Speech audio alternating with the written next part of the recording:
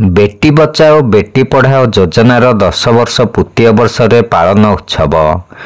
बेटी बचाओ बेटी पढ़ाओ योजनार 10 वर्ष पूर्ति अवसर नयागढ़ जिलापाल सम्मिलनी कक्ष अतिरिक्त जिलापाल श्री दिलीप कुमार बल अध्यक्षतार कार्यक्रम को उद्घाटन कर एक सत्यपाठ बेटी बचाओ बेटी पढ़ाओ संपर्क में विवृत्ति पाठ कर कार्यक्रम में समाज मंगल अधिकारिणी श्रीमती अर्चना कंवर, जिला सूचना लोक संपर्क अधिकारी सुरेंद्र कुमार साहू, जिला शिशु सुरक्षा अधिकारी शिवयन प्रधान और सीडीपीओ नयागढ़, जिला शिशु सुरक्षा यूनिट समस्त कर्मकर्ता, जिला शिशु मंगल समिति और चाइल्ड हेल्पलाइन समस्त सदस्य, समाजसेवी और इलेक्ट्रोनिक्स और प्रिंट मीडिया समस्त कर्मकर्ता उपस्थित थिले।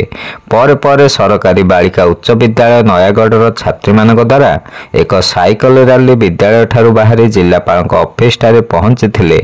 जिलापाल श्री अक्षय सुनील अग्रवाल पिला मानक संगे फोटो उत्तोलन करी आजिर कार्यक्रम विषय सुचिंतित मतामत रखिथिले और पिला मानक पाठ पढ़ी मनीष होई देश गढ़ा और राष्ट्र विकास रे सामिल हेबा पई उद्बोधन देइथिले। ए कार्यक्रम रे एक दस्तखत अभियान कार्यक्रम आयोजन करा जायथला और सेथिरे जिलापाल और अतिरिक्त जिलापाल सेमानकर दस्तखत देई अन्य मानको उत्साहित करिथिले। परिशेष रे श्री सत्यरंजन दास आनुष्ठानिक जत्न अधिकारी धन्यवाद अर्पण करिथिले। शिवनारायण दास को रिपोर्ट, खंडपड़ा वार्ता।